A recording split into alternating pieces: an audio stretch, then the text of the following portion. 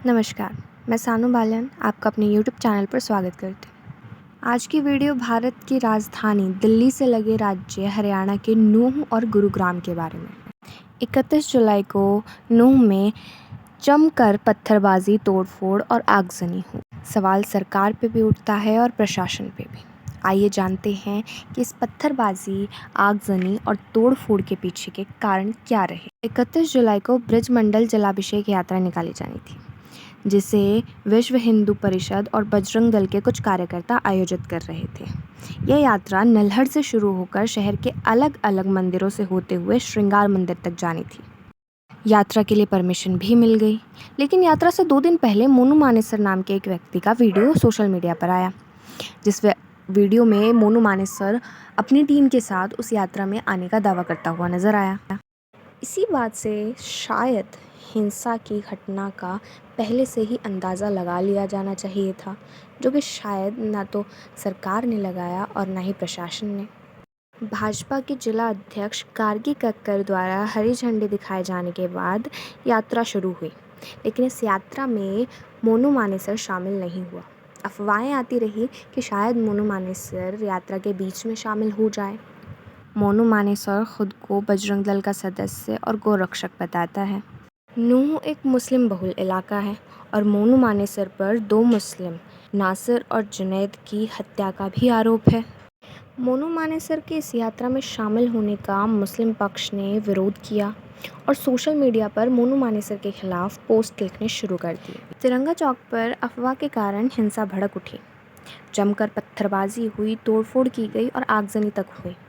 यात्रा में शामिल लोग नल्हड़ मंदिर में छुप गए। पहाड़ के ऊपर से भी फायरिंग की गई और कुछ फ़ोटोज़ और वीडियोज़ में यात्रा में शामिल लोगों के पास भी तलवार और हथियार मिले। अब सवाल ये उठता है कि जिस यात्रा में पुलिसकर्मी भी चल रहे हो, उस यात्रा में शामिल लोगों के पास तलवार और हथियार आए कहाँ से? शायद यात्रा में चल रहे लोगों को पहले से पता था कि इस तरह की कोई हिंसा हो सकती है, दंगा भड़क सकता है, शायद इसीलिए उनके पास तलवार और हथियार मिले। हरियाणा के मंत्री ने कहा कि मंदिर में 3 से 4 हज़ार लोग फंसे थे। उन्हें रेस्क्यू करने के लिए पुलिस की अतिरिक्त टीम भेजी जानी थी। आसपास के जिलों से पुलिस की अतिरिक्त टीम भेजी गई, भीड़ को हटाया गया और मंदिर में फंसे लोगों को बचाया गया, जिसमें 3 लोगों की मौत हो गई, जिसमें 2 होमगार्ड और एक आम आदमी था। आसपास के इलाकों में भी हिंसा हुई। फायर ब्रिगेड की गाड़ी सहित कई गाड़ियों में तोड़फोड़ व उनको जलाया गया। यहाँ तक कि पुलिस चौकी तक को निशाना बनाया गया। नूंह के साइबर थाने में भी तोड़फोड़ हुई। वहाँ के एक सिपाही के मुताबिक कम से कम 1000 लोग थे, जिन्होंने एसएचओ की 2 गाड़ियाँ तोड़ दी, बाहर खड़ी 4 गाड़ियाँ जलाई और मेन गेट तोड़ने तक की कोशिश की। और यही नहीं, अलवर हॉस्पिटल में जहां 4 पुलिसकर्मियों का इलाज चल रहा था, वहां का सीसीटीवी कैमरा तोड़ा गया और हॉस्पिटल पर हमला किया गया। आसपास की दुकानों जैसे बेकरी और ज्वेलरी शॉप तक को निशाना बनाया गया। सिर्फ इतना ही नहीं, इसके बाद गुरुग्राम में 31 जुलाई और 1 अगस्त की रात को सेक्टर 57 में एक मस्जिद में आग लगा दी गई। पुलिस के मुताबिक 70 से 80 लोगों की भीड़ ने वहां हमला किया, फायरिंग की और नायाब इमाम की मौत के साथ एक आदमी घायल भी हुआ। इसके बाद हरियाणा के गृह मंत्री अनिल विज का एक बयान आया, जिसमें वो कहते नजर आए कि मोनू मानेसर का इस पूरे दंगे से कोई लेना देना नहीं है। ये तो विश्व हिंदू परिषद की, बजरंग दल की जो कलश यात्रा हर साल निकलती है और बहुत सौहार्दपूर्ण माहौल में वो यात्रा निकल रही थी। शायद नूंह के लिए ये आम बात सी हो गई। वहाँ महापंचायतें होती हैं, जिनमें आम तौर पर भड़काऊ भाषण दिए जाते हैं। नूंह के बाद गुरुग्राम समेत रेवाड़ी, पलवल, फरीदाबाद, सोनीपत, पानीपत और महेंद्रगढ़ समेत 9 जिलों में से अधिकतर में धारा 144 लागू कर दी गई है। नूंह में 2 अगस्त तक के लिए इंटरनेट बंद कर दिया गया था। हिंसा के बाद राज्य के 9 जिले गुरुग्राम, फरीदाबाद, पलवल, झज्जर, यमुनानगर, सोनीपत, पानीपत और जींद को संवेदनशील घोषित कर दिया गया है। हिंसा की वजह से अभी तक 2 पुलिसकर्मियों सहित 5 लोगों की मौत हो चुकी है। नूंह में इंटरनेट बंद कर दिया गया था। नूंह, फरीदाबाद, गुरुग्राम और पलवल में सभी स्कूल, कॉलेज और कोचिंग सेंटर बंद कर दिए गए थे। नूंह में 10वीं और 12वीं की 2 अगस्त को होने वाली परीक्षाएं रद्द कर दी गई थी।